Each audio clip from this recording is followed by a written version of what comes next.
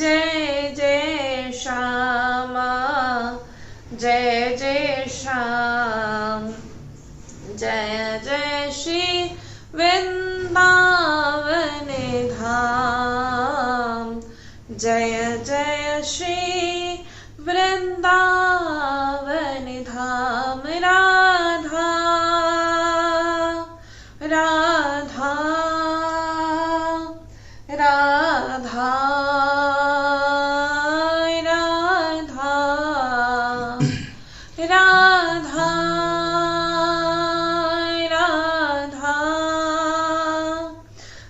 राधा राधा श्री राधा राधा राधा राधा। श्री राधा वल्लभ लाल की जय। महाप्रभु श्री हरिवंश चंद्र जी महाराज की जय। श्री सेवक जी महाराज की जय। समस्त सहचरी वृंद की जय। श्री वृंदावन धाम की जय। श्री यमुना रस रानी की जय। समस्त संत हरि भक्तन की जय। श्री सद्गुरुदेव भगवान की जय। जय श्री राधे श्याम, जय जय श्री राधे श्याम, जय जय श्री राधे श्याम, जय जय श्री वंश। श्री राधा। सभी को श्री धाम वृंदावन से जय श्री राधे। श्री लाडली जो की अपार कृपा सभी पर बनी रहे और सभी जन खूब नाम जप करते रहे। तो बहुत ही सुंदर आज का भाव कि मन की शांति का एकमात्र उपाय है और वो है पापाचरण का त्याग। क्योंकि जब तक पापाचरण का त्याग नहीं होगा तो आपको मन की शांति नहीं मिल सकती।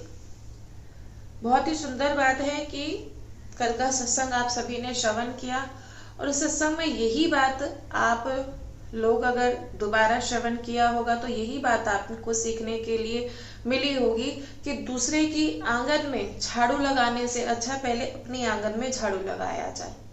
कहने का तात्पर्य बहुत ही सुंदर बात यहाँ बताई गई कि दोष सामने वाले में नहीं है, दोष अपने भीतर है। इसीलिए दोष दृष्टि हो गई है और सब में ही दोष नजर आ रहा है। सबसे बड़ी बात, ये दोष दृष्टि कहते एक बार को बाहर तो फिर भी चल जाएगी, लेकिन जो वृंदावन धाम में दोष दृष्टि अगर आप लेकर आ रहे हो तो बोले कभी भी आपको दिव्य वृंदावन का दर्शन नहीं हो सकता। कभी भी आपको प्रेम समुद्र में कहते एक छींट भी आपको नहीं मिलेगी अगर आप यहाँ दोष दृष्टि लेकर आते हैं। बहुत कहते सभी जनों का एक प्रयास रहता है कि सभी का, अधिकतर साधक का यही प्रश्न होता है कि जो प्रभु है वो कैसे प्रसन्न होते हैं। हम ऐसा कौन सा उपाय करें कि जिससे जो हमारे प्रभु हैं वो प्रसन्न हो जाए, कि जिससे हमारे प्रभु जो है वो रीझ जाए। तो बहुत ही सुंदर यहाँ बताया गया है, बोले जो प्रभु हैं वो दयालुता से प्रसन्न होते हैं, सच्चाई से प्रसन्न होते हैं, प्रभु प्रेम से प्रसन्न होते हैं। प्रभु ना तो आपके धन से प्रसन्न होते हैं, ना आपकी सुंदरता को देखकर प्रसन्न होते हैं, ना आप बड़ी सुंदर, अगर आपकी मधुर वाणी आप सुंदर है तो कह रहे बिल्कुल भी नहीं। अगर वो प्रसन्न होते हैं तो वो केवल एकमात्र दयालुता से प्रसन्न होते हैं, सच्चाई से प्रसन्न होते हैं और प्रेम से प्रसन्न होते हैं। भोले भाले भक्तों के साथ खेलते हैं। इनका ऐसा स्वभाव है जो जितना सहज और सरल है उसके साथ उतना ही सहज और सरल होकर ये खेलने लगते हैं। और इसके विपरीत जो जितना बड़ा बुद्धिमान है उसके साथ ये बुद्धि का अपना खेल दिखाते हैं और कहते हैं कि बढ़ा तू अपनी कितनी बुद्धि बढ़ाएगा।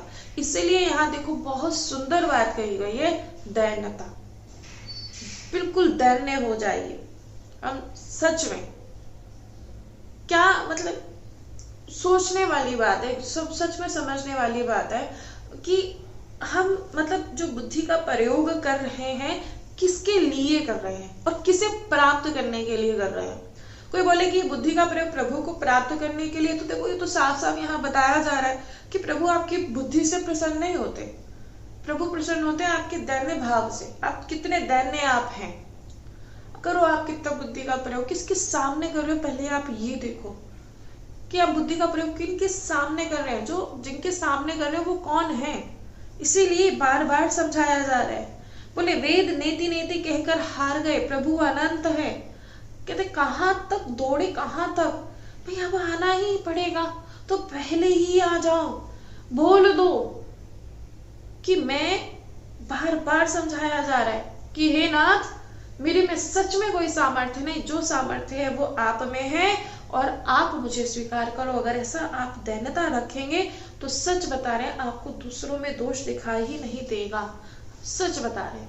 किसके लिए हम बुद्धि दिखा रहे हैं, बोले यहाँ संसार में कुछ प्राप्त करने के लिए बुद्धि दिखा रहे हैं, बिल्कुल किसी काम आने वाला नहीं है।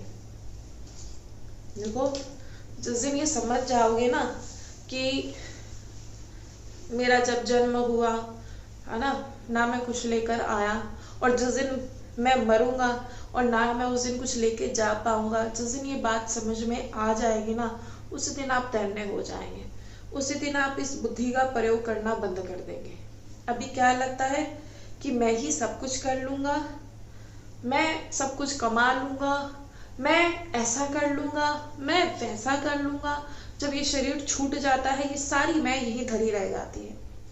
ये बात को बोले एक्सेप्ट कर लो कि जब मेरा जन्म हुआ था तो इतना सा वस्त्र भी मेरे शरीर पे नहीं था, और जब मैं जाऊंगा तब भी इतना सा, एक सुई के बराबर भी आप वहां कुछ नहीं लेके जा सकते। लेकिन जो लेके जा सकते हो उसको इकट्ठा किया नहीं। अब बोले क्या लेकर जा सकते हैं, आपके द्वारा किया गया नाम जप, उसे तो हमने इकट्ठा किया नहीं, और कूड़ा करकट इकट्ठा कर लिया। अब वो कूड़ा करकट वहां थोड़ा ना काम आएगा। कूड़ा करकट की जगह कहाँ होती है, घर में डस्टबिन में तो होती है, या कूड़ा करकट को आप जाके अलमारी में रखते हो। सोचो, कूड़ा करकट की जगह डस्टबिन है। इसी प्रकार जिसे आप लोग इकट्ठा कर रहे हैं, हम लोग जिसे इकट्ठा कर रहे हैं, बोले वो कूड़ा करकट है। सच बता, वो कूड़ा करकट है और वो वहां डस्टबिन में ही जाएगा, और वहां जो डस्टबिन वो बोले वो न रखे। जैसे आपकी जैसे जो घर में तिजोरी होती है जहां आप लोग धन वन रखते हैं, ठीक है, वहां जहां आप अपना धन रखते हैं या अपने जेवर जो भी रखते हैं, तो वहां आप हमेशा प्रयास करोगे कि वहां सोना रखा जाए, हीरे रखे जाए, धन रखा जाए, यही तो होता है ना। या वहां उठा के कूड़ा रखते हो, ऐसा तो नहीं होता। तो फिर बोले क्यों नहीं समझ पा रहे हो, वहां जो हमें कहते ये जो तिजोरी है यहाँ हमें नाम रूपी धन इकट्ठा करना है, और जितना इकट्ठा कर पाओगे उतना ही आप लोगों के लिए फायदेमंद रहेगा। आपके द्वारा किया गया नाम जब आपके पास, हमारा द्वारा नाम जब किया गया हमारे पास, लेकिन बस सबसे बड़ी बात कहते हैं यहाँ दैन्य हो जाओ, बिल्कुल कूड़ा करकट नहीं, बिल्कुल भी जमा नहीं करना। हाँ भाई, अभी आप देखना, एकांत में बैठकर सोचना, सच में एकांत में बैठकर सोचना कि अभी हम क्या प्रयास कर रहे हैं, कि अपने यहाँ झाड़ू लगा रहे हैं या दूसरे के यहाँ झाड़ू लगा रहे हैं। सोचना, अपने यहाँ झाड़ू लगा लेंगे तो फायदेमंद में रहेंगे, दूसरे के यहाँ झाड़ू लगाएंगे ना तो बात नहीं बन पाएगी, बिल्कुल भी बात नहीं बन पाएगी, बिल्कुल भी नहीं बन पाएगी। जब अपने यहाँ झाड़ू लगाओगे ना तो दैन्य भाव प्रकट होने लग जाएगा, दैन्यता को आप प्राप्त होने शुरू हो जाओगे, और जिस दिन आप दैन्यता को प्राप्त हुए उसी दिन प्रभु की अपार कृपा आप पर होगी। जिस गुण से प्रभु रेसते हैं, बोले जब वो गुण आएगा तो आपको गुण दिखाएगा ही नहीं, ये देगा, प्रभाव ही इसका ऐसा है। उसका कहते भागवत आश्रय का प्रभाव है। जिस समय आपके हृदय में उतरेगा तो आपको दिखाई देगा, क्या देगा, कि मुझसे अधम, मुझसे नीच कोई नहीं है। कल भी बताया था ना कि मुझसे अधम, मुझसे नीच कोई भी नहीं। कहाँ इनकी कृपा, कहाँ इनकी कृपा, कहाँ इनकी करुणा, और कहाँ मैं अधम। भाई मेरा कहाँ प्रयास था इतना कि भाई मुझे ये सत्संग श्रवण करने को मिलता, कहाँ मेरे द्वारा इतना कोई प्रयास किया गया। नहीं, अभी भी देखो कितना कूड़ा करकट भरा हुआ है, लेकिन फिर भी बताओ कितने ये दुलार करते हैं। सच बता रहे हैं, बहुत दुलार करते हैं। आप में से जब मिलने आते हैं ना तो कभी कभी ऐसी बात आप लोग, भाई देखो आपको, देखो ये वाणी में कोई सामर्थ्य नहीं है, ये तो उनकी वो बुलवा देते हैं तो ये बोल दिया जाता है, नहीं तो इस वाणी में कोई सामर्थ्य नहीं है और ना इतना कोई सामर्थ्य, ये केवल उन्हीं का सामर्थ्य है। जब आप बताते हो ना तो हम सच में, फिर हमें बाद में ये लगता है कि हम कहाँ इस लायक, और ये पता नहीं आप लोग ऐसा कैसे सोच रहे हैं समझ रहे हैं, हमें सच में नहीं पता, सच में नहीं पता, हमें सच में नहीं पता। ये तो सिर्फ उनकी करुणा है, सिर्फ उनकी करुणा, क्योंकि हम ऐसे हैं। वे हमने ना बहुत, हम आप लोग तो देखो अभी कर रहे होंगे, हम करके देख चुके हैं, बहुत प्रयास करके देखा कि हम ऐसा कर ले वैसा कर ले, लेकिन सच में कहीं बात नहीं बनती। सच में आप मतलब एक बात कभी सोचना करके देखना, हमने पहले भी कई समय पहले आपको बताया था, आधे घंटे का भी आप बनाएंगे कि मैं ऐसा करूंगा ऐसा करूंगा ऐसा करूंगा, सच में नहीं हो पाता। उन्होंने कुछ अलग ही विधान मतलब बनाया हुआ, अलग ही विधान उन्होंने बनाया हुआ कि ये होगा ऐसा होगा वो होगा, लेकिन फिर भी हम नहीं समझ पाते। 80 साल तक जिएंगे, 20 साल की अवस्था में विवाह कर लेंगे, उसके बाद ऐसा कर लेंगे वैसा कर लेंगे, पता लगे कि तुम 20 साल तक ही नहीं पहुंचे। हकीकत है, पता लगे 20 साल तक नहीं पहुंचे, पहुंच गए। इसलिए सभी जन समझो, देखो सामने ठाकुर जी हमारे प्रिया प्रीतम विराजमान है और वो हमें बहुत दुलार कर रहे हैं, इससे बढ़कर हमें कुछ भी नहीं चाहिए, और सच में बहुत दुलार कर रहे हैं, एक को नहीं बहुत से जनों को दुलार कर रहे हैं, है ना। और देखो ये दैन्य भाव, अगर आप शबरी जी का चरित्र आप सभी जन श्रवण करते हैं तो शबरी जी कह रही हैं अधम ते अधमति नारी, क्या कह रही है, मैं अधम हूँ प्रभु, मैं बहुत अधम हूँ, है ना। जब प्रभु वन में आए तो वहां जितने भी ऋषि मुनि थे सबके मन में अभिमान था कि हमारे द्वार पर आएंगे, हम इतनी तपस्या करते हैं, हम ऐसा करते हैं, हम वैसा करते हैं, लेकिन उन सभी के अभिमान को प्रभु ने तोड़ा। जब वहां पहुंचे वन में तो पूछा शबरी जी की कुटिया कहाँ है। अब इतना सुनते ही सबके जो अहंकार थे वो गलित हो गए।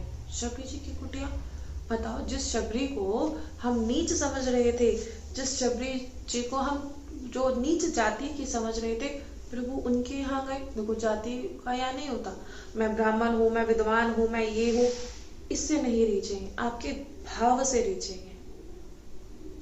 प्रभु पहुंचे शबरी जी के यहाँ और देखो कैसा भाव कि छुप गई। प्रभु ने पुकारा और जब देखो सामने आए तो वो भाव की दशा देखो, है ना, यहाँ भाव की दशा देखो। रोजाना कितने रोजाना इंतजार करती थी, झाड़ू लगाती थी, द्वार को सजा के रखती थी कि मेरे प्रभु आएंगे, क्योंकि गुरुदेव ने कह दिया था ना जाते जाते गुरुदेव कि राम आएंगे, मेरे प्रभु आएंगे। रोजाना सेवा करती, छुप के सेवा करती, किसी को नहीं दिखाती। ये होती है दैनता। यहाँ क्या हो रहा है, हम इतनी सेवा कर रहे हैं, हमारे द्वारा इतनी सेवा की जा रही है, हम वहां गए थे ऐसी सेवा कर कर आए थे। ये भाव तुम्हें कहाँ प्रभु का दुलार कहाँ दिला पाएगा। कौन होता है सेवा करने वाले, ना आप ना हम, करने वाले श्री जी, कराने वाले श्री जी। कह रहे यहाँ दैन्य भाव देखा जाता है। हमारा वो भाग्य कि हमसे उन्होंने सेवा ली। शबरी जी तो कहते चोरी छिपे, कोई ऋषि जान ही नहीं पाते थे कि कौन सेवा करते हैं। मतंग ऋषि ने पहचाना, देखो तुमको दिया मंत्र दिया और कहा कि देखो एक बात कहकर चले गए कि प्रभु आएंगे, बस उस दिन का इंतजार करती रही। और जब प्रभु स्वयं आए, सभी जितने भी उस वन में ऋषि मुनि रहते थे सबका अभिमान गलित हो गया। अब उस सरोवर में क्या था कि ऋषियों के मन में ये बात आ गई थी कि एक बार जब शबरी जी क्या करती थी, सुबह सबके उठने से पहले ही मार्ग साफ कर देती थी। एक दिन देरी हो गई तो ऋषि जन आए, वो मार्ग बड़ा संकरा था।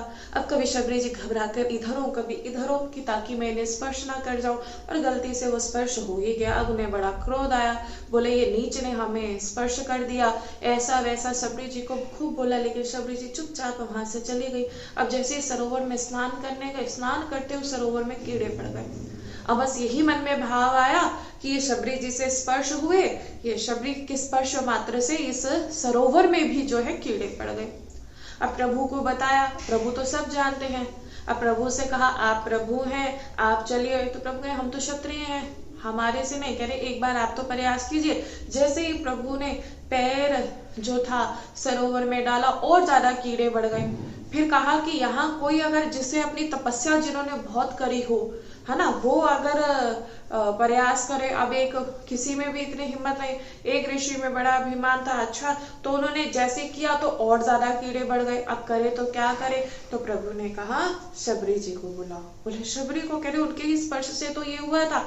बोले नहीं, उनके ही स्पर्श से इस सरोवर के कीड़े जाएंगे। अब बुलाया, शबरी जी से बोला। अब शबरी जी घबराए। देखो, जब ये भाव उत्पन्न होता है ना, तो उसे पता ही नहीं होता, वो बस इतना दैन्य हो जाता है कि वो खुद को ही नीच, तो कहेगा मुझसे बड़ा अधम कोई नहीं। हालांकि वो उस कोटि को प्राप्त हो गया है कि जहां तक पहुंचना बहुत मुश्किल है, लेकिन फिर उसके मन में क्या आ जाता है कि मैं अधम हूँ। तृणादपि सुनीचन, ऐसा उसके मन में भाव आ जाता है। शबरी जी ने जैसे ही उस सरोवर को स्पर्श किया और सरोवर का जल निर्मल हो गया। और सभी ऋषिजन शबरी जी के पैर जब स्पर्श करने को दौड़े तो शबरी जी तो पीछे हट गई, नहीं। तो इसीलिए शबरी जी कहती अधम ते अधमति नारी। प्रभु ने अपने भक्तों को प्रकाशित किया। किस लिए किया? कि ताकि जो कलयुग में जो भक्त आने वाले हैं वो ये जान जाएं कि भक्तों का भाव कैसे, और अगर मैं रीझता हूं तो किसके द्वारा रीझता हूँ, कैसे भाव से रीझता हूँ। तो वो केवल एकमात्र भाव जो है वो है दैन्यता, इससे बढ़कर कुछ नहीं। कहते जब दैन्यता आती ही तभी, अब ये दैन्यता आए तो आए कैसे? सबसे बड़ी बात कि अब आपका प्रश्न होगा कि दैन्यता कैसे आएगी? तो बोले अगर दैन्यता चाहते हो तो संतों की चरण धूल मस्तक पर लगाओ, संतों की चरण धूल का आश्रय ले लो, उनकी आज्ञा का पालन करो और जैसा कह रहे हैं वैसा करते रहो। अगर हम उनमें दोष दृष्टि करेंगे, बोले जो ये हमारा शरीर 5 भूतों से रचा हुआ 5 भौतिक शरीर है, अगर हम इसमें दर्शन करने लगेंगे, दोष दर्शन करने लगेंगे तो हजारों दोष दिखाई देंगे। इसलिए आप भाव दर्शन कीजिए, दोष दर्शन मत कीजिए। देखो जितने भी सारे शरीर है ये 5 भौतिक है और कहीं ना कहीं आपको दोष दिखाई देगा। अगर आप कहते दोष देखेंगे तो जड़ चेतन गुण दोष में विश्व की ने करतार, संत हस गुर कहिए पए परिहरी बारी विकार। दोष दर्शन का त्याग करना बहुत बड़ी बात है, क्योंकि सहज में दोष दर्शन हो जाता। हमारी जो बुद्धि है वो इतना यहाँ कार्य कर रही है बराबरी से। अगर आप बराबरी से नाम जप कर रहे हो ना, सत्संग श्रवण कर रहे हो, अगर आपकी जो रफ्तार है वो 10 स्पीड पे चल रही है तो बोले ये 30 या 40 स्पीड पर काम करती है, इसकी रफ्तार 30 से 40 हो जाती है। जितना आप प्रयास करोगे उतना ये बुद्धि प्रयास करती है, इसीलिए दोष दर्शन बनता ही बनता है। ये साधना के लिए समझ लिया जाए कि अगर हम दोष दर्शन करते रहेंगे, अगर हम दूसरे की निंदा करते रहेंगे तो भाई जीवन में एक बात ध्यान रख लो, आप चाहे 22 घंटे भजन कर रहे हो, कहते 24 घंटे में आप 22 घंटे भजन करते हो, लेकिन आप दोष दर्शन कर रहे हो तो पूरा जीवन बीत जाएगा, लेकिन ये अनुभव में नहीं आएगा। पूरा जीवन बीत जाएगा। प्रभु को गाली दोगे तो मिल जाएंगे, लेकिन अगर भक्त के प्रति दोष दर्शन किया तो त्रिकाल में भी नहीं, कहीं शांति आपको नहीं मिलेगी। बोले त्रिकाल में भी आपको शांति नहीं मिलेगी। प्रभु को बोले गाली दोगे, बिल्कुल कहते प्रभु को हाँ, एक कहानी जैसे आप कथा, ये वास्तविक में सत्य। शराबी था, रोज मंदिर में जाता और वहां भोले बाबा थे तो जाता शराब पी के खूब गाली देकर आता। और एक वो जो वहां पुजारी जो थे सेवा करते थे, तो एक दिन बहुत आंधी तूफान आया, बहुत तेज आंधी तूफान आया। तो पुजारी जी ने सोचा आज कौन आएगा, रहने देते हैं। लेकिन वो शराबी बोले अपने बिल्कुल समय पर पहुंचा और खूब गाली देना शुरू किया। अब बोले गाली देना शुरू किया, प्रभु प्रकट हो गए। बोले प्रभु प्रकट हो गए, सच में प्रकट हो गए। बोले भाई है ना, प्रकट हो गए। बोले अरे तुम तो नियम से अपना आए। अब उसे ये कि देखो ये बात सत्य है। अब हम आपको ये नहीं कह रहे कि आप प्रभु को गाली दो, कहने का तात्पर्य है कि खुद से भी जो श्रेष्ठ उन्होंने बनाया है वो अपने भक्तों को बनाया है। जिन्हें भी प्रभु प्राप्त हुए अपने भक्तों के द्वारा ही प्राप्त हुए हैं, ये बिल्कुल सत्य है। इसीलिए कहा जाता है कि भाई भक्तों के प्रति कभी भी दोष दर्शन नहीं। अगर आपने भक्तों के प्रति दोष दर्शन किया तो फिर गड़बड़ होगी। इसलिए भक्तों के प्रति कभी दोष दर्शन मत करना। भक्त कहते, प्रभु कहते भक्त मेरे मुकुटमणि, कितनी बड़ी बात। तो फिर हम उनके प्रति कैसे, और कैसे जिसने किया उसे त्रिकाल में भी शांति नहीं मिलेगी। यही दुर्वासा जी ने किया था।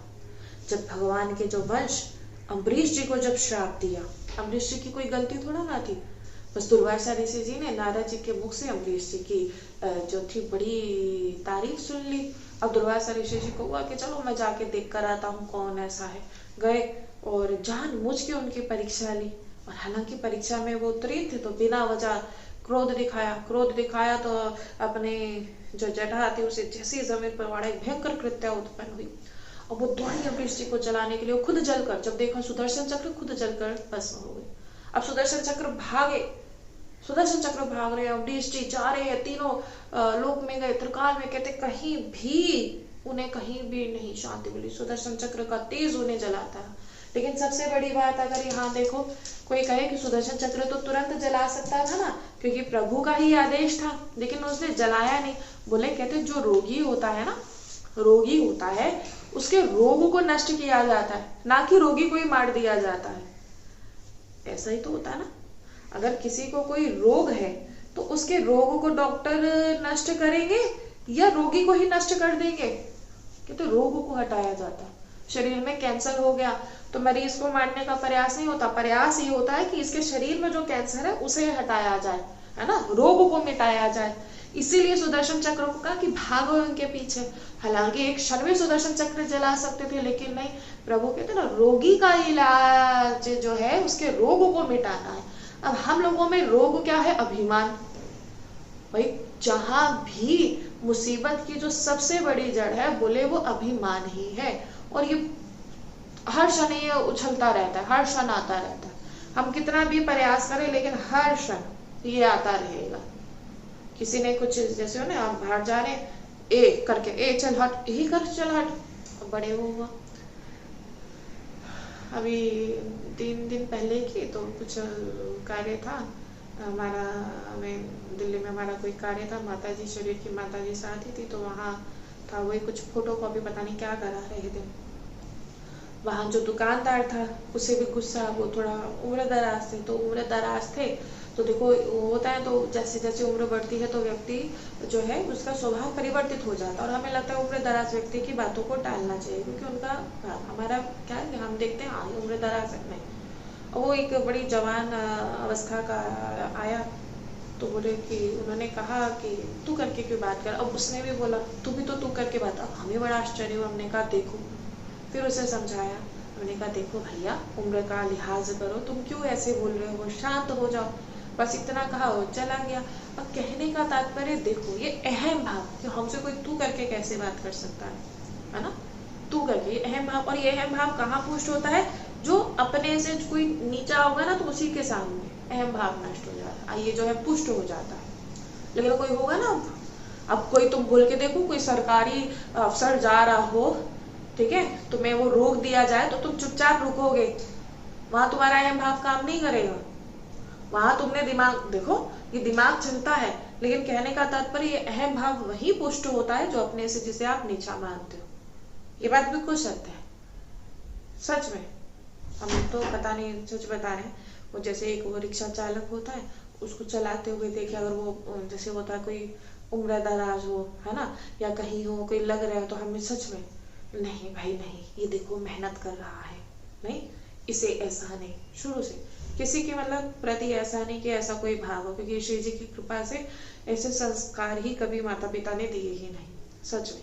क्योंकि यहाँ हमें लगता है सबसे बड़ी बात जो है माता पिता का सबसे बड़ा रहता है। हमें आज भी याद, हम बहुत छोटे थे, तो जब पंजाब में थे, शायद 5वीं-6ठी क्लास में थे, अब क्लास हमें एग्जैक्ट याद नहीं, श्री की माता जी को पता होगा। तो पिताजी का बहुत बड़ा व्यवसाय था कपड़ों का, तो वहाँ एक मतलब वर्कर जो सेवा करते थे, उनका भैया एक काम करते थे, तो उनके यहाँ टीवी नहीं था, तो हमारे यहाँ टीवी आ जाते थे देखने के लिए। तो एक दिन वो टीवी देखने के लिए आए, तो वो देख रहे थे, तो हमने उनसे हम बार बार पूछे कि हटा दो, हमें देखना है। तो हमें आज भी याद है, शरीर की माता जी आई और खींच के हमें एक चाटा लगाया। उस समय तो समझ में नहीं आया, लेकिन आज समझ में आया कि अगर वो चाटा नहीं लगता ना तो यहाँ ये सुधार नहीं होता। शरीर की माता जी ने खींच के हमें एक चाटा लगाया। कहने का तात्पर्य, उन्होंने बोला कुछ भी नहीं, लेकिन हम समझ गए कि अगर वो तुम्हारी दुकान पर काम करता है तो इसका मतलब तुम उससे कैसे भी बात करोगे, ये कभी भी नहीं सिखाया गया। और सच बताते हैं, जहाँ ये चाटा अगर नहीं लगता ना तो शायद उस दिन ये अहम भाव पुष्ट हो जाता कि नहीं, ये हमसे नीच है, ये हमारे यहाँ काम करता है, ऐसा करता है। तो शुरू से कभी ये सिखाया ही नहीं गया। ये हमें ये चीजें कहते हैं, छोटी छोटी बातें ही ना, आज अगर हम नहीं सिखाएंगे तो कभी भी ये बातें फिर आगे सीख ही नहीं पाएंगे। इसलिए ये अहम भाव, अगर आज इसे आज ही आप इसे नष्ट कर दोगे ना तो ये आगे कभी पनप ही नहीं पाएगा। और ये अहम भाव ही है ना। अब देखो, दुर्वासा जी कितने बड़े ऋषि, लेकिन अम्बरीश जी के प्रति उन्होंने जरा सा, है ना, कितने त्रिभुवन में घूमते रहे, लेकिन शांति नहीं गई। प्रभु के पास गए, बल्कि प्रभु का एक प्रण है, बोले स्वयं प्रभु कहते हैं, क्या कहते हैं, प्रभु का स्वयं का एक प्रण है, क्या कहते हैं, शरणागत कहु जो तजहि निज, अनहित अनुमानी, ते नर पावर पाप में तिन्हि बिलोकत हानि। इसी सिद्धांत को लेकर दुर्वासा जी कहे कि मैं जो शरणागत है उसको शरण देनी चाहिए। लेकिन भगवान नारायण के समीप आए और कहा, त्राहिमाम शरणागत, मेरी रक्षा करो आप अपने सुदर्शन चक्र से। तो प्रभु ने साफ जवाब दे दिया, बोले क्या कहा, अहम भक्त पराधीनो, बोले मैं पराधीन हूँ, इस समय सुदर्शन चक्र मेरे आदेश से नहीं चलेगा। इस समय तो अम्बरीश जी की कृपा ही तुम्हें बचा सकती है, क्योंकि प्रभु का प्रण है। कैसा भी द्रोही जगत का द्रोह करने वाला हो, विश्व क्रोध कृत अनुजय है लागे, करोड़ ब्राह्मणों की गो हत्या करने वाला हो, प्रभु की अगर शरण में आ गए, कोरी विपत लागे आए शरण तज। लेकिन जहां हटा दिए गए, प्रभु बोले मेरी यहाँ तुम्हारी रक्षा नहीं हो सकती, अगर तुम चाहते हो तुम्हारी रक्षा हो तो जाओ अम्बरीश जी के पैर पकड़ो। क्यों, जो अपराध भक्त कर करई, राम रोष पावक सो जरई। अब देखो, अम्बरीश जी के पास पहुंचे अम्बरीश जी के पास, तो अम्बरीश जी ने दंडवत प्रणाम किया। ये भी नहीं देखा कि इन्होंने मेरे प्रति ऐसा भाव रखा। और कहते 1 वर्ष, बताते 1 वर्ष हो गए थे दुर्वासा ऋषि जी को भागते भागते। 1 वर्ष तक अम्बरीश जी बस चरणामृत लेकर अपना जीवन यापन करते रहे। फिर अम्बरीश जी ने कहा कि धन्य है आप जैसे भक्त जिन्होंने प्रभु को अधीन कर लिया। हालांकि अम्बरीश जी राजा है ना, यहाँ तो देखो छोटे से गृहस्थ क्षेत्र को भी नहीं संभाल पा रहे, और अम्बरीश जी देखो राजा है। अब बोले ये तो पहले की बात थी, तो भैया पहले में पता है आपको बड़ा दिक्कत भी होती थी। अब तो श्री जी की कृपा से बड़े साधन आप लोगों को मिल गए हैं। नहीं, नाम जप करना है तुमको, जरूरी थोड़ा ना आसन में बैठो, वो टेली काउंटर है या नाम जप काउंटर है, लो और करते रहो नाम जप, है ना। तो इसीलिए कह रहे हैं कि हम वृंदावन वास कर रहे हैं, इसीलिए किसी के भी दोष ना देखें। श्रीपाद प्रबोधानंद जी कह रहे हैं जड़ चेतन किसी के भी दोष ना देखें। और चलो इतना तो हम कर ले कि वैष्णव के प्रति दोष दर्शन ना करें। जड़ तो छोड़ो, जो चेतन जैसे वैष्णव है ना, बोले उनके प्रति दोष दर्शन ना करें। तो वैष्णव की कृपा से हमारे हृदय में जो निर्दोष दृष्टि है उसका प्रादुर्भाव हो जाएगा। वैष्णव कृपा करेंगे ना तो कह रहे हो जाएगा।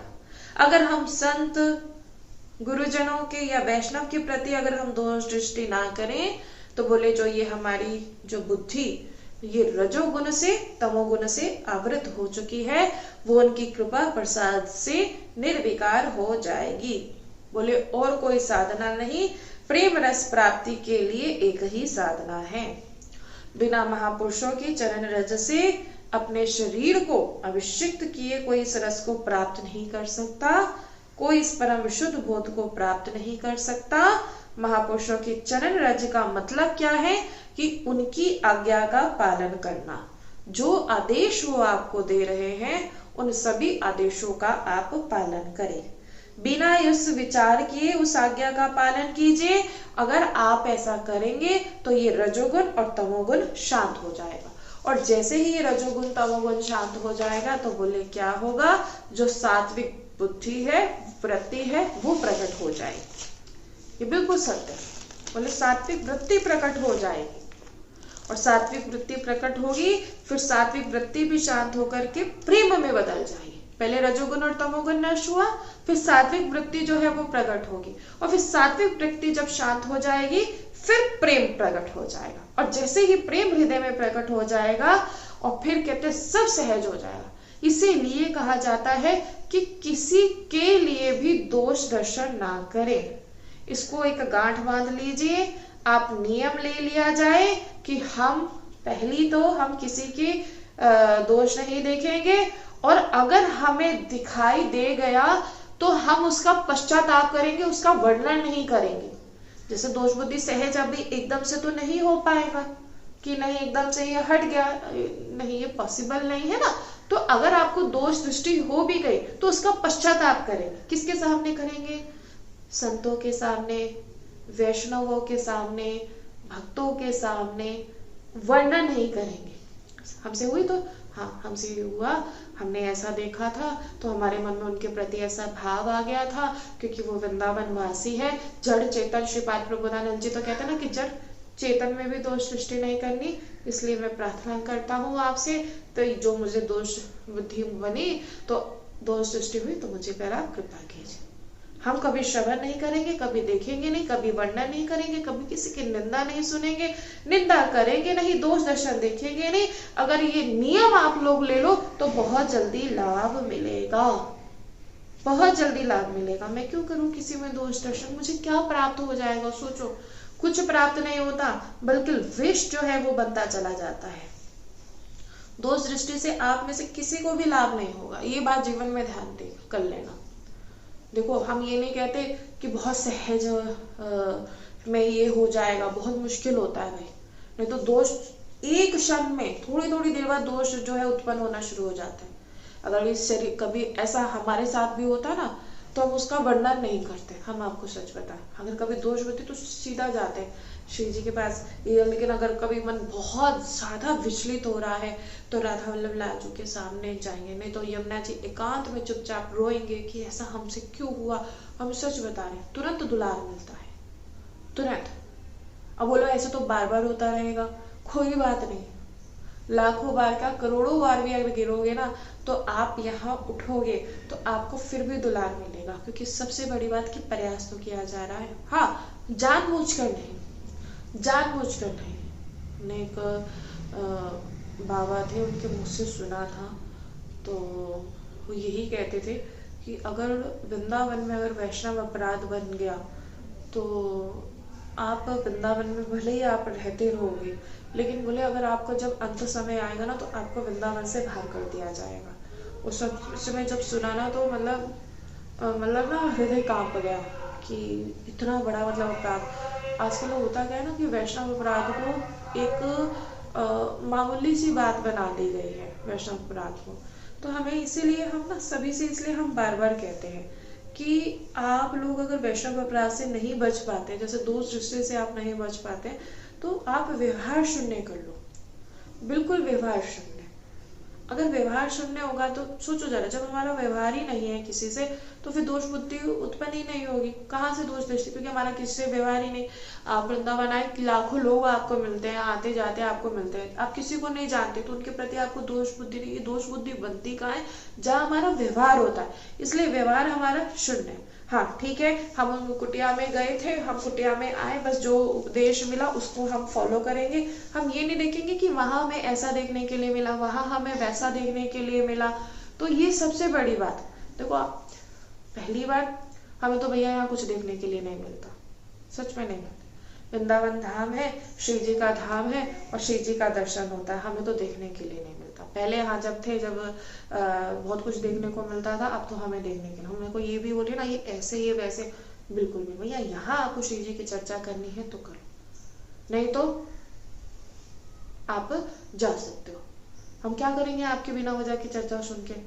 देखो हमारा जो कार्य है आप लोगों को सही मार्ग पे ले जाना। ये थोड़ा ना कि आप भी गिरो और हम भी गिरे, ऐसा थोड़ा ना होता है, बिल्कुल भी नहीं होता।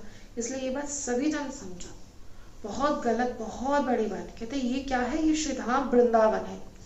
लाखों माला जपने से जो आपको बाहर प्राप्त होगा ना, जैसे आप बाहर रहकर अन्य देशों में रहकर आप लाखों माला जप रहे हैं, यहाँ ठीक से अगर एक माला भी जप लो ना, तो बोले वो लाखों मालाओं के फल से भी अधिक यहाँ प्राप्त हो जाएगा। क्यों? क्योंकि और देश के बसत ही अधिक भजन जो होए, यही सब नहीं पूजत तो वृंदावन रहे सोए। और देश में आप खूब भजन करें, वो भजनानंदी जो आत्मा है, लेकिन अगर जैसे वो और बाहर जाओ, जैसे अन्य देश में रहकर कितना भी भजन करे, लेकिन बोले अगर वो वृंदावन में केवल खा पीकर केवल रज में पड़ा रहता है ना, बोले वो उसकी बराबरी नहीं कर सकता। क्यों?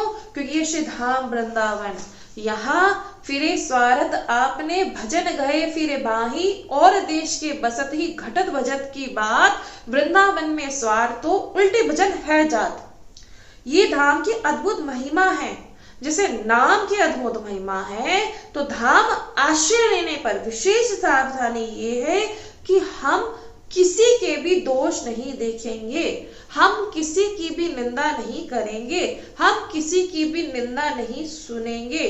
ध्यान दीजिए इस बात पर, बार बार इसलिए कह रहे हैं कि यहीं से हमारी त्रुटियां हो जाती हैं। हम खूब मेहनत करते हैं, हम भजन करते हैं, पाठ करते हैं, परिक्रमा लगाते हैं, सब कर रहे हैं, लेकिन फिर भी अभी हमारा हृदय सूखा का सूखा है, नाना प्रकार के, क्योंकि दोष जो है वो अंदर प्रकट हो रहे हैं। इस कारण ऐसे समुद्र प्रेम वृंदावन के बीच में रहते हुए भी हम प्यासे हैं प्रेम रस के। कितनी बड़ी बात, बोले प्यासे हैं। इसका कारण कहीं ना कहीं वैष्णव अपराध हमसे बन रहा है, धाम अपराध हमसे बन रहा है, नामा अपराध हमसे बन रहा है। इसी के कारण हमको लाभ प्राप्त नहीं हो रहा। और बोले क्या करें? किसी पर दोष दृष्टि ना करें, किसी की निंदा ना सुने, किसी की निंदा ना करें। अच्छे से आप सभी जन विचार करके इस बात को समझ लो। हम आज से ही नियम ले लेंगे कि जहां किसी की निंदा होगी, हम वहां एक सेकंड भी नहीं रुकेंगे, कान में उंगली डाल लेंगे और चल देंगे। ऐसा हो रहा है, बहुत बार हो रहा है, अपने लोगों से गलती होती है। जब ऐसा होता है तो हृदय सूख जाता है, बोले प्रेम सूख जाता है। ये केवल बोले जो हरिराम व्यास जी ने कह रही थी, बहुत ध्यान से सुनना, बल्कि जो हरिराम व्यास जी हैं आचार्य स्वरूप है, तो उन्होंने कहा जो श्री कबीर दास जी हैं वो तो निर्गुण ठाकुर जी की महिमा को जानने वाले हैं, वो निर्गुण का रस लेने वाले हैं। तो वो ये वृंदावन के जो नित्य विहार प्रिया प्रीतम के निकुंज के रस के ज्ञाता थोड़ी ना है, वो कुछ नहीं जानते। वो क्या जाने ये बातें, ये रस, वो नहीं जानते। बस उन्होंने इतनी बात कहते ही जो उनके हृदय में हर समय प्रियालाल जो विराजमान रहते थे, बोले प्रियालाल अंतर ध्यान हो। बस इतनी सी बात पे बोले उनका हृदय सूख गया। अब गुरुदेव श्री हरिवंश महाप्रभु जी के पास गए, प्रणाम किया और कहा कि प्रभु हमारे हृदय का जो प्रेम है वो पता नहीं कहाँ चले गया है। एक बार भी प्रीता से राधा वल्लभ लाल जी का स्मरण नहीं हो रहा। पता नहीं राधा वल्लभ लाल जी वो इस हृदय से, इस मानस पटल से कहाँ अंतर ध्यान हो गए हैं, समझ ही नहीं आ रहा। तो कहा महाप्रभु जी ने कहा कि आपसे कोई अपराध बना है, जो राधा वल्लभ लाल जी के कोई लाडल है उनका अपराध बना है। अब पहले तो उन्होंने विचार किया कि किस राधा वल्लभी संत का जो है अपराध बन गया। जब मन के द्वारा देखा, वही आचार्य स्वरूप है, मन के द्वारा देखा तो कहीं भी बोले कोई भी राधा वल्लभी का नहीं हुआ। तो फिर महाप्रभु जी ने कहा पक्की बात है, ये तो अपराध तो आपसे बना है। तो फिर उन्हें चिंतन आया कबीर दास जी का। महाप्रभु जी बोले कि जो कबीर दास जी वो तो राधा वल्लभ जी के लाडले हैं। अब उन्होंने कहा उनसे प्रार्थना करो। अब यमुना किनारे आए व्यास जी, यमुना किनारे आए और जैसी प्रार्थना करी तो कहते हैं यमुना जी की धारा से कबीर जी प्रकट हो गए और प्रकट होकर उनको समझाया। फिर हरिराम व्यास जी को हृदय में भजन का प्रादुर्भाव हो गया। इसलिए कहते हैं सावधान रहना है। अभी पता है क्यों समझ में नहीं आता है? अभी वैष्णव अपराध में, तो हम सच बता रहे हैं, वैष्णव अपराध होते मन जलने लग जाते हैं। सच बता रहे हैं आपको। अगर यहाँ किसी भक्त के प्रति दोष बुद्धि हुई ना, कोई भी अगर अपराध बनता है तो यहाँ मन जलने लग जाता है। अभी आप लोगों को बोले क्यों नहीं हो रहा? क्योंकि अभी भजन नहीं हो रहा, इसलिए अभी डर नहीं लगता, ना निंदा करने में डर लगता। नहीं तो यहाँ होता है कि निंदा करना, निंदा सुनना बहुत बड़ा अपराध लगता है। नहीं भैया, नहीं सुनेंगे, ना करेंगे, बिल्कुल नहीं करेंगे। अभी ठीक से भजन तो हुआ नहीं। तो जैसे जो लोभी कंजूस आदमी होता है, अपने धन को छाती से लगाए, चुराए, छुपाए घूमता है। एक एक रुपया भी खर्च करने में उसे बड़ा कष्ट होता है। कंजूस नहीं होता, जैसे कहते हैं मक्खी कंजूस, ये तो बहुत ही कंजूस है। अपने एक एक रुपए को भी, एक एक पाई को भी खर्च करने में उसको ऐसा लगता है, मतलब कहते हैं अपने छाती से उसे लगाए वो घूमता है धन को, जो कंजूस होता है। और बाहर से ऐसा फटीचरपन दिखाता है कि कोई जाने ही नहीं, है ना। बाहर से ऐसा फटीचरपन दिखाएगा कि कोई जाने ही नहीं, कि भाई क्यों, क्योंकि अगर कोई जान लेगा तो कोई हमारे धन को छीन लेगा। अब बोले यदि भजन होगा ना, तो बाहर से तो ऐसा दिखाया जाएगा कि हम तो भजन नहीं करते, कोई हमें जान ना पावे कि हम भजन करते हैं। अपने में वो दोषों को देखता रहता है, सबको प्रणाम करता रहता है, दैनता पूर्वक रहता है। और अगर कहीं अपराध कोई ना बन जाए, क्यों, क्योंकि अगर अपराध बन गया तो मैं कहीं प्रिया प्रीतम से दूर ना हो जाऊं, उनका कहीं नाम ना छूट जाए, कहीं उनकी लीला का चिंतन हमसे ना छूट जाए। जैसे एक रुपया जेब में नहीं और छाती ताने घूमते हैं, हाँ अब हमारा कौन क्या बिगाड़ लेगा, क्योंकि रुपया होता तो अनन्यता आ जाती। समझ में आ रही है। इसीलिए ऐसे जो नाम रूपी धन है जिसके हृदय में है, वो असली दैन्यता धारण करेगा कि मुझसे कोई अपराध ना बन जाए। तो श्रीपाद प्रबोधानंद जी कह रहे हैं बहुत ध्यान देने की बात है। इसलिए रोज प्राय एक न एक, ये जैसे आप देखते आप श्रवण कर ही रहे हैं कि कभी किसी की निंदा नहीं, पड़े रहो वृंदावन में। अगर बिना भजन के पड़े रहोगे तो भजन अपने आप होने लगेगा। तुमसे कुछ भी नहीं हो रहा ना, तो बोले तुम पड़े रहो, कोई बात नहीं।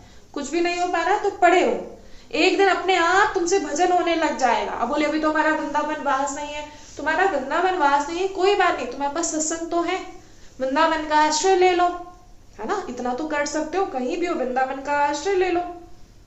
अब आप बोले वृंदावन वास करने, आप यहाँ कोई प्रयास भी नहीं करोगे ना, तब भी बोले आप यहाँ राधे श्याम बोलेंगे। ये रज का प्रभाव होता है, इसलिए हम बार बार कहते हैं कि रज जरूर लगाया करो। तभी तो आप लोगों से कहते हैं कहीं भी अपने क्षेत्रों में आप रहते हो, अन्य क्षेत्रों वालों को तो बिल्कुल, यहाँ तो चलो चलते फिरते रज स्पर्श हो जाती है ना। अब बाहर तो ऐसा नहीं हो रहा है ना, तो रज भैया जरूर लगाया करो। अब बोले जब आप इस रज में धाम का प्रभाव है कि श्यामा श्याम की अखंड स्मृति आपके हृदय में प्रकट, अखंड बोले बिना किसी बाधा के, ये जो अखंड स्मृति है आपके हृदय में आ जाएगी, ये धाम की अद्भुत महिमा है। इसीलिए बार बार समझाया जाता है। अरे जो ये आनंद सिंधु श्री प्रियालाल सारे जगत को सुख पहुंचाने वाले हैं, और उनको सुख पहुंचाने वाला श्री धाम वृंदावन है। सोचो जरा, जो सबको सुख पहुंचा रहे हैं, बोले उनको सुख पहुंचाने वाला कौन, श्री धाम वृंदावन, उनको सुख पहुंचाने वाला। इसी में भजन करके सुख मिलेगा, और इसमें रहने मात्र से परमानंद की अनुभूति होती रहेगी। अभी हमें सुख इसीलिए नहीं मिल रहा, इसलिए क्योंकि हमारा हृदय अभी अपराध से युक्त है। और जिस दिन ये निरपराध हो जाएगा तो सच में आपको आनंद ही आनंद यहाँ मिलेगा। इसलिए बार बार कहा जाता है कोई अपराध नहीं है। और हम सच में जरा ना, हाँ ठीक है, हम बस श्री जी से यही प्रार्थना करते हैं कि नहीं देखो, आप इन सब पर ऐसी कृपा करो, आप सब पर ऐसी कृपा करो कि किसी में भी कोई अपराध ना बन पाए, सब पर ऐसी कृपा। क्योंकि जिस दिन मेरा अपराध हो जाओगे ना, कोई अपराध आपसे नहीं बनेगा, उसी दिन आप रोओगे। आप कहते ना, आप अभी तो राधा राधा राधा 10,000, आप 10,000 की आप बात करते हो। जैसे ही आपने एक बार, दो बार, 10वें नंबर पर जैसे 10 बार आप राधा नाम बोलो, 10वीं बार आपने राधा बोला और आप रोना शुरू कर दोगे, सच बता रहे। और सबसे बड़ी बात, फिर आप अपने इन अश्रुओं को छुपाओगे, इन अश्रुओं को छुपाओगे आप। अभी तो होता है ना, पता नहीं होता कि थोड़ा सा कहीं ना कहीं वो भाव होता है, कोई बात नहीं, लेकिन बोले फिर क्या हो जाएगा, बोले फिर आप इन अश्रुओं को छुपाना शुरू कर दोगे कि मेरे अश्रु कोई देख ना पाए, मेरे अश्रु कोई देख ना पाए। कौन देखे, क्योंकि जिन्हें देखना है वो तो आप कहीं भी एकांत में बैठ के कहीं भी रहोगे, वो जानते हैं। और आप दूसरों के सामने अश्रु पोंछ के नहीं, कोई इन अश्रुओं को ना देख पाए, इसीलिए समझाया जाता है। बहुत हम लोगों से गलतियां होती गई, लेकिन हे नाथ अब आप बेकृपा करो, आप हमें संभालो। और हम सच बता रहे हैं, जब आप ऐसी प्रार्थना करोगे तो वो आपको जरूर संभालेंगे, इसलिए ऐसी प्रार्थना करते रहो। निरंतर सत्संग सभी जन श्रवण जरूर किया करो, ये हमारी आप सभी से प्रार्थना है, क्योंकि केवल एकमात्र सत्संग ही है जो आपके ये रजोगुण और तमोगुण को नष्ट कर देगा। बोले जब रजोगुण तमोगुण नष्ट होगा तो सतोगुण उत्पन्न होगा, और सतोगुण जैसे ही शांत हो जाएगा तो प्रेम उत्पन्न हो जाएगा।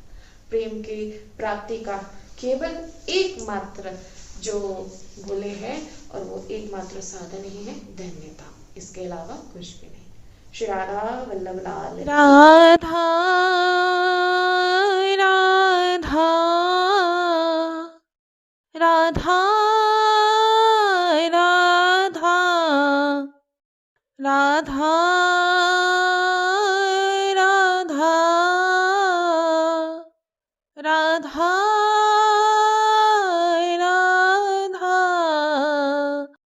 राधा राधा राधा राधा श्री राधा राधा राधा